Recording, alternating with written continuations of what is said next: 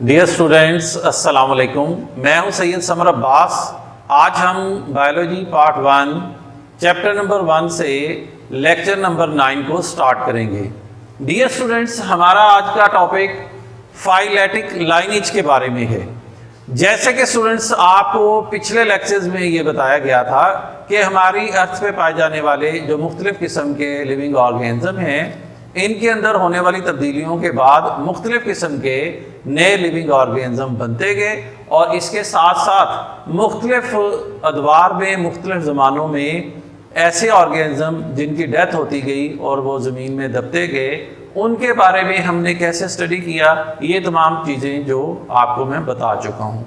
Students, आज का हमारा टॉपिक ये है कि आज से करोड़ों साल पहले मरने वाले जो जानदार थे, उनके फॉसल्स को सामने रखते हुए या उस फॉसल रिकॉर्ड को सामने रखते हुए साइंटिस्ट जो हैं उन्होंने एक चार्ट तैयार किया है।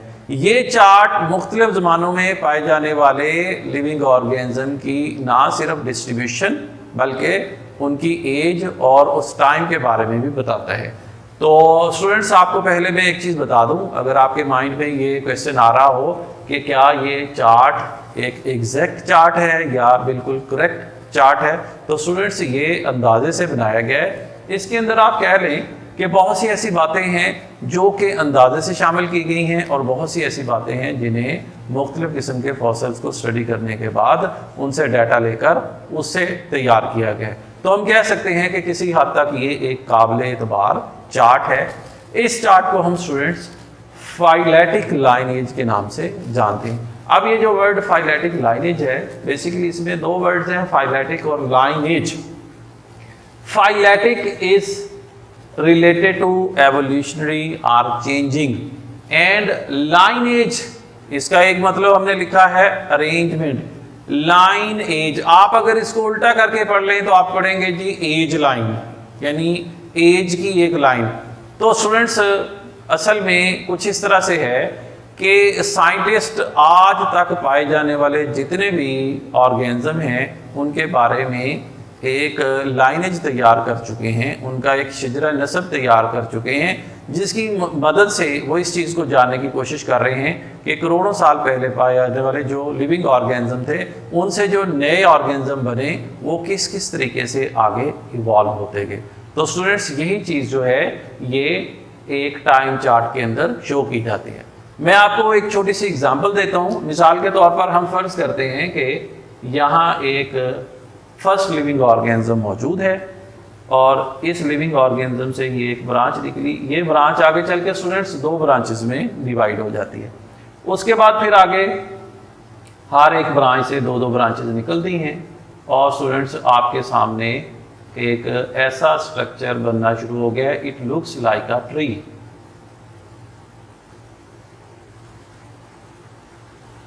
अब स्टूडेंट्स, ये जो हम टॉपिक डिस्कस कर रहे हैं फाइलेटिक लाइनेज का, इसके अंदर हम दो चीज़ें जो हैं उनको मद्देनज़र रखते हैं। नंबर 1, पहली जो बात इसमें हम मद्देनज़र रखते हैं वो एज और टाइम है कि वो कौन सा टाइम था। यहाँ हम इस टाइम को इरा यानी दौर के साथ, कोई दौर, कौन सा दौर, उसके साथ हम यहाँ पर मेंशन करेंगे। और दूसरी चीज़ जो स्टूडेंट्स आपको यहाँ पर डिफरेंट ब्रांचेस नज़र आ रही हैं, इन ब्रांचेस में जो लिविंग ऑर्गेनिज्म होंगे उनके बारे में हम एक्सप्लेन करेंगे, यानी किस टाइम में कौन कौन से लिविंग ऑर्गेनिज्म मौजूद थे, कौन से ज़माने में कैसे ऑर्गेनिज्म मौजूद थे। अब साइंटिस्ट को इसके बारे में कैसे पता चला, तो स्टूडेंट्स हम पिछले टॉपिक में बता चुके हैं कि साइंटिस्ट को फॉसल्स की मदद से, जब उन्होंने फॉसल्स को इकट्ठा किया, उनको उन्होंने टेस्ट किया, उन फॉसल्स की मदद से उन्होंने एक टाइम चार्ट बनाया है कि कौन से ज़माने में किस किस्म के जानदार पाए जाते थे। तो डियर स्टूडेंट्स, आप लोगों के सामने अब सबसे पहले हम इसी फाइलेटिक लाइनेज की डेफिनेशन को समझने की कोशिश करते हैं।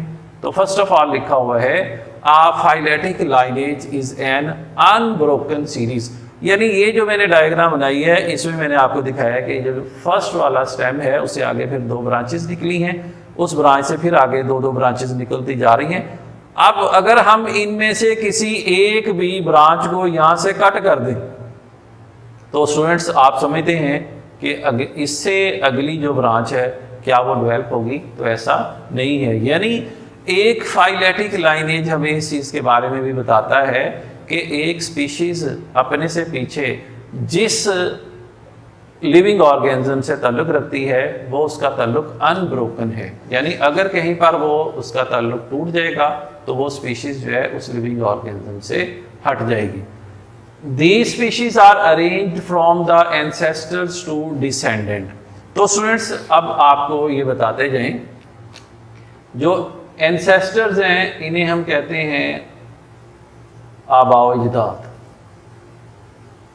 यानी आपके बड़े उन लिविंग ऑर्गेनिज्म से पहले वाले जो लिविंग ऑर्गेनिज्म थे उन्हें हम एंसेस्टर्स कहते हैं। एंड डिसेंडेंट, ये आप समझ लें कि ये ऑफ स्प्रिंग्स होते हैं, उनसे डिसेंड होने वाले, उनसे निकलने वाले, उनसे पैदा होने वाले जो नए जानदार हैं वो डिसेंडेंट हैं। तो हम दोबारा अगर इस लाइन को देखें, these species are arrange from the ancestors to descendant sequence. यानी ये सीक्वेंस कैसा होगा, अगर आप इसी डायग्राम को दोबारा से कनेक्ट करें तो मैं आपको ये बताता हूं कि सबसे पहले जो सबसे निचला लेवल होगा, ठीक है स्टूडेंट्स, तो सबसे नीचे जो है यहां पर एंसेस्टर्स होंगे, और जैसे जैसे स्टूडेंट्स हम ऊपर की तरफ मूव करते जा रहे हैं ऊपर वाले हिस्सों में जो होंगे वो डिसेंडेंट्स होंगे। तो इस तरह इसी सीक्वेंस को सामने रखते हुए एक टाइम चार्ट जो है वो बनाया गया है। आगे इसके लिखा हुआ है each later species evolves from the species that immediately preceded it. तो अब अगर आप ये वाला पॉइंट देखें, इससे आगे फिर ये पॉइंट है, इससे आगे फिर ये दो पॉइंट्स निकले हुए, एक इस तरफ और एक इस तरफ। तो स्टूडेंट्स जो हर एक नई स्पीशीज है, यानी ईच लेटर स्पीशीज बाद में आने वाली, लेटर यानी जो बाद में पैदा हुई, जाहिर है अगर आप यहाँ पे देख रहे हैं ये पहले पैदा हुई है, इससे आगे फिर ये दो नई पैदा हुई, ये लेटर स्पीशीज हैं। इवॉल्व्स, हर एक बाद में आने वाली जो स्पीशीज है ये इवॉल्व होती है from the species that immediately preceded it, यानी फौरी तौर पर जो उससे आगे ये वाली जो स्पीशीज थी, इससे आगे ये वाली, फिर उससे आगे ये वाली स्पीशीज, और इस तरह स्टूडेंट्स ये सिलसिला चलता रहता है जब तक ये सीरीज कहीं से ब्रेक ना हो जाए, उस वक्त तक उसी जैसे या उससे इवॉल्व होने वाले लिविंग ऑर्गेनिज्म बनते रहते हैं।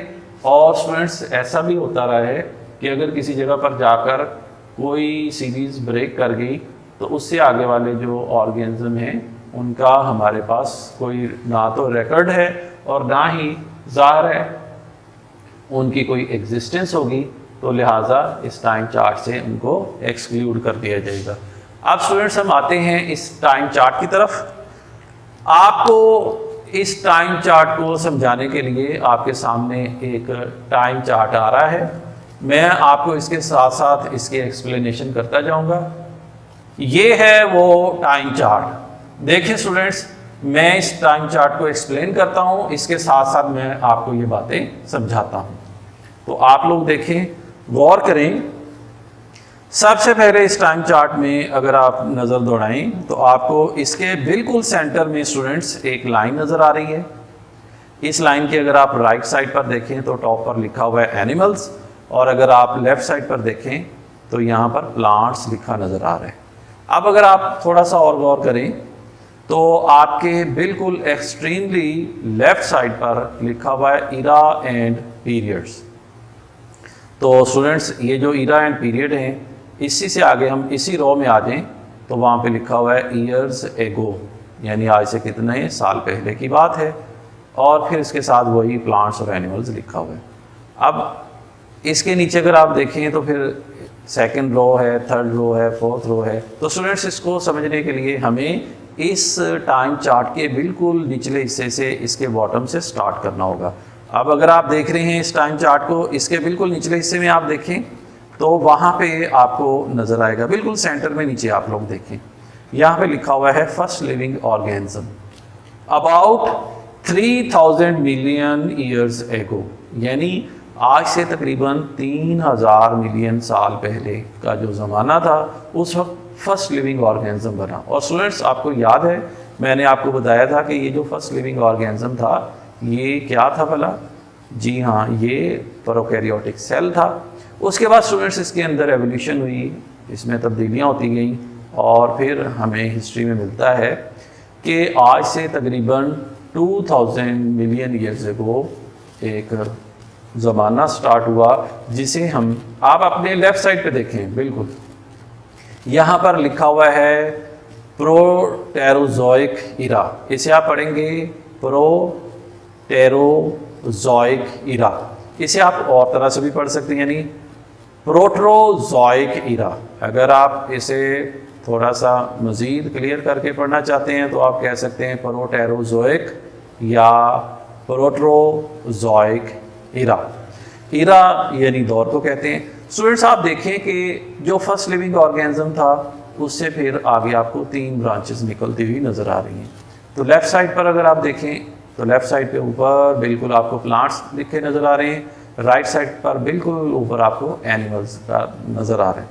तो ये जो फर्स्ट लिविंग ऑर्गेनिज्म था आगे चल के इसके अंदर तब्दीलियाँ पैदा हुई और लेफ़्ट साइड पर अगर आप देखें तो लिखा हुआ है fungi and age of LG.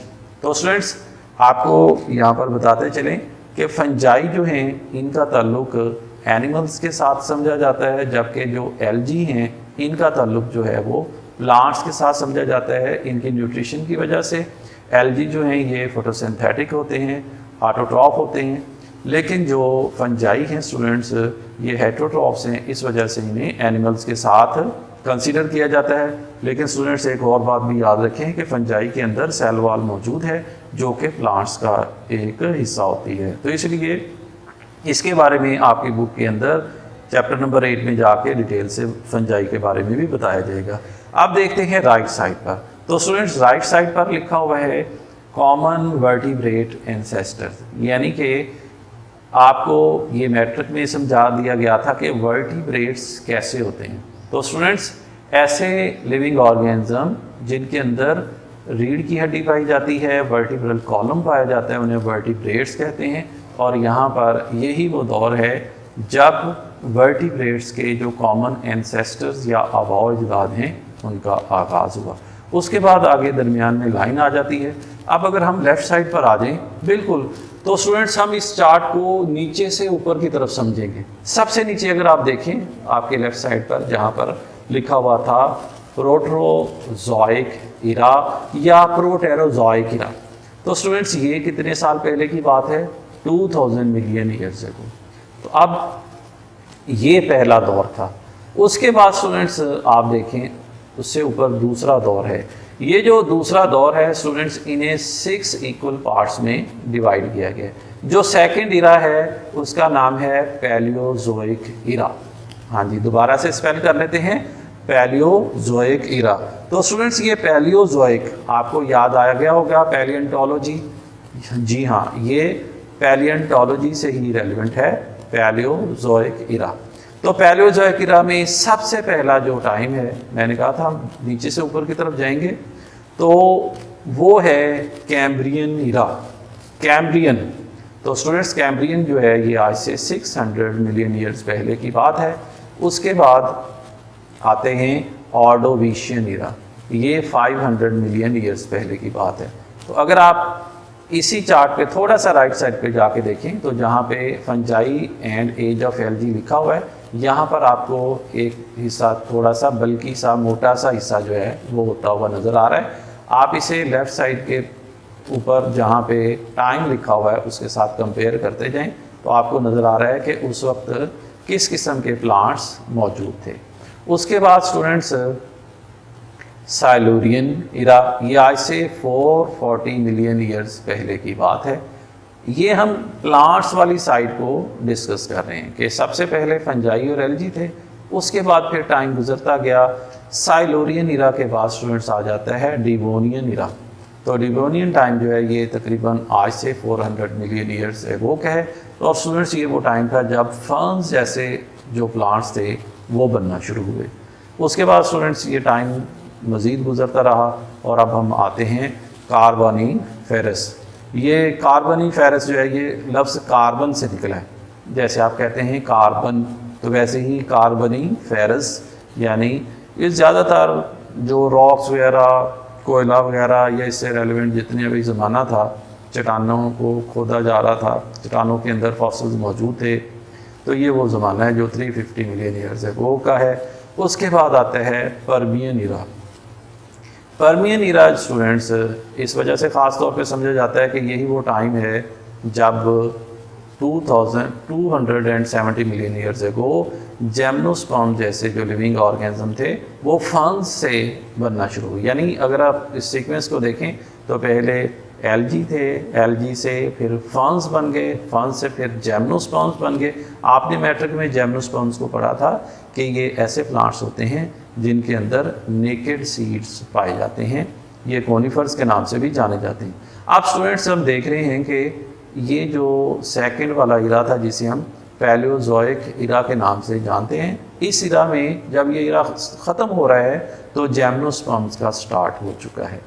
अब हम आते हैं थर्ड इरा में जिसे मेसोजोइक इरा के नाम से जानते हैं। स्टूडेंट्स ये जो मेसोजोइक इरा है इसे 3 इराज में डिवाइड किया गया, यानी इसके 3 हिस्से आपको नज़र आ रहे हैं। सबसे नीचे अगर हम देखें तो ट्रायसिक इरा है जो 225 मिलियन ईयर्स अगो का है। ये वो टाइम है जब जिम्नोस्पर्म से एंजियोस्पर्म यानी फ्लावरिंग प्लांट्स बनना शुरू हो गए।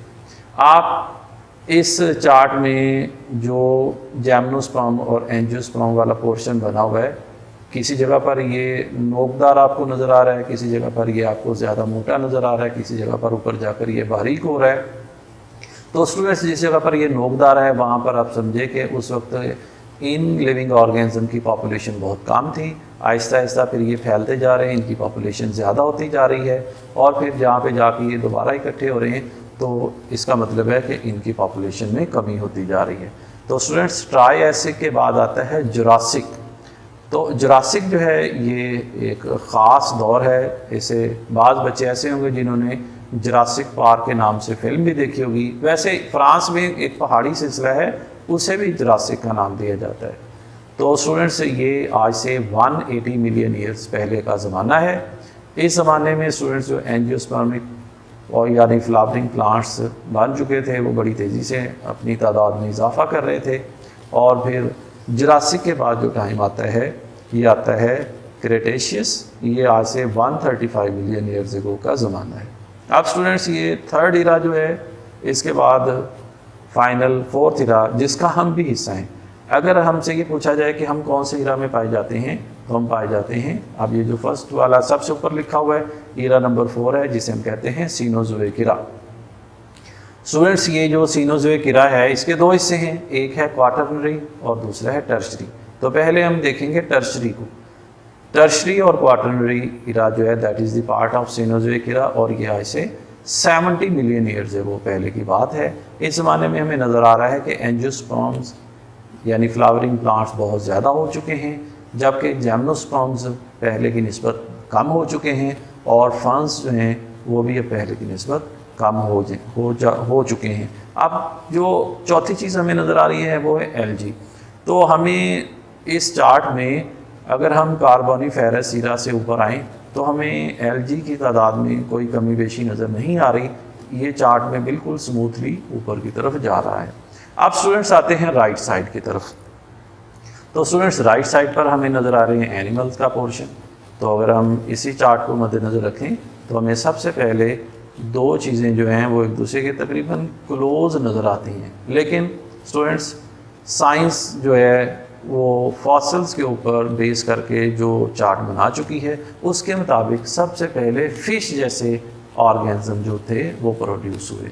तो ये जो ज़माना है ये अगर आप लेफ़्ट साइड पे से कंपेयर करें तो ये कैम्ब्रियन इरा जो है वहाँ से तकरीबन स्टार्ट हो रहा है। अब फ़िश जैसे जो लिविंग ऑर्गेनिज्म थे ये शुरू में कम थे, आहिस्ता आहिस्ता इनकी तादाद ज़्यादा होती गई। अगर ऊपर जाकर आप देखें कि जहाँ पे ट्रायसिक इरा लिखा हुआ है उसके साथ इस लाइन को देखें तो ये वो ज़माना है जब फ़िश की तादाद में काफ़ी ज़्यादा कमी हो चुकी थी, जबकि उसके साथ ही वेबसाइट पर लिखा हुआ है इनवर्टिब्रेट्स। स्टूडेंट्स, आप लोग जानते हैं कि इनवर्टिब्रेट्स क्या होते हैं? इनवर्टिब्रेट्स असल में ऐसे ऑर्गेनिज्म हैं जिनके अंदर बैकबोन यानी रीढ़ की हड्डी नहीं पाई जाती।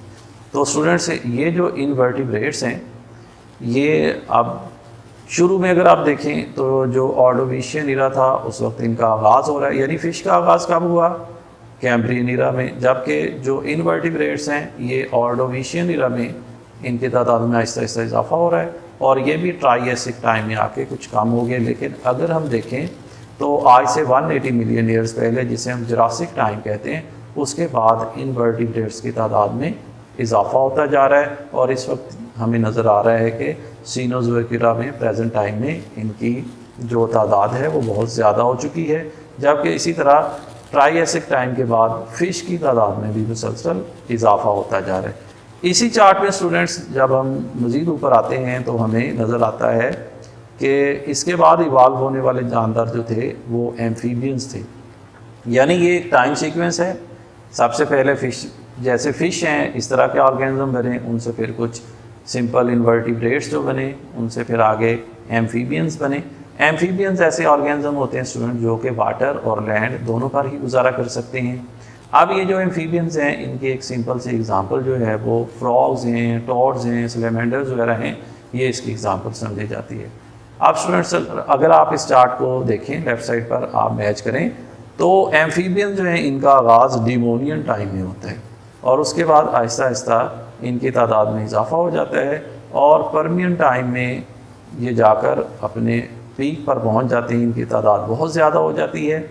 और उसके बाद फिर स्टूडेंट्स जब जुरासिक टाइम आता है उस वक्त इनकी तादाद में इजाफा जो था वो ख़त्म हो गया है, अब ये कमी होना शुरू हो गई है, और उसके बाद ये तकरीबन स्मूथ चल रही हैं। स्टूडेंट्स, ये सारी बातें आपको याद रखनी है, आपने ये हीरा और ये जो टाइम है ये याद रखना है, क्योंकि ये दो जगह पर आपके काम आएगा। नंबर 1 ऑब्जेक्टिव के अंदर, और नंबर 2 एंट्री टेस्ट में भी आपसे इसके बारे में क्वेश्चन किए जाते हैं। अब स्टूडेंट्स, एम्फीबियंस के बाद जो लिविंग ऑर्गेनिज्म इवॉल्व हुए हैं वो हैं रेप्टाइल्स। तो रेप्टाइल्स आमतौर पर रेंगने वाले जानदार होते हैं, और ये रेप्टाइल्स जो हैं ये इनका जो स्टार्ट है वो पर्मियन ईरा से है। उसके बाद हम देख रहे हैं कि इनकी तादाद में बड़ी तेज़ी से इजाफा होता गया, और जिस वक्त हम क्रेटेशियस ईरा में आते हैं, यानी आज से 135 मिलियन ईयर्स एगो ये हमारी अर्थ पर बहुत ज़्यादा तादाद में फैल चुके थे।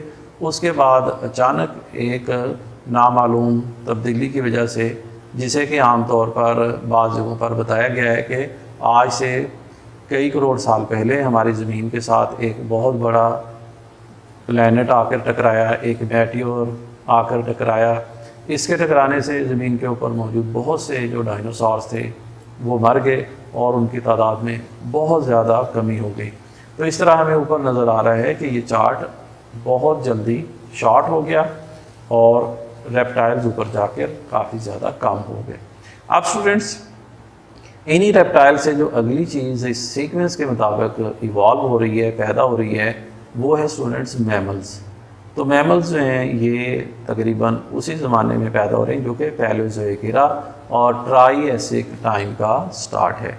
तो मैमल्स शुरू में कम थे, और आहिस्ता आहिस्ता फिर जब मीज़ोज़ोइक ईरा ख़त्म हो रहा है और सीनोज़ोइक ईरा का स्टार्ट हो रहा है, उस वक्त मैमल्स बहुत ज़्यादा तादाद में पैदा होने लगे, और ये अर्थ के ऊपर डोमिनेट करना शुरू हो गए।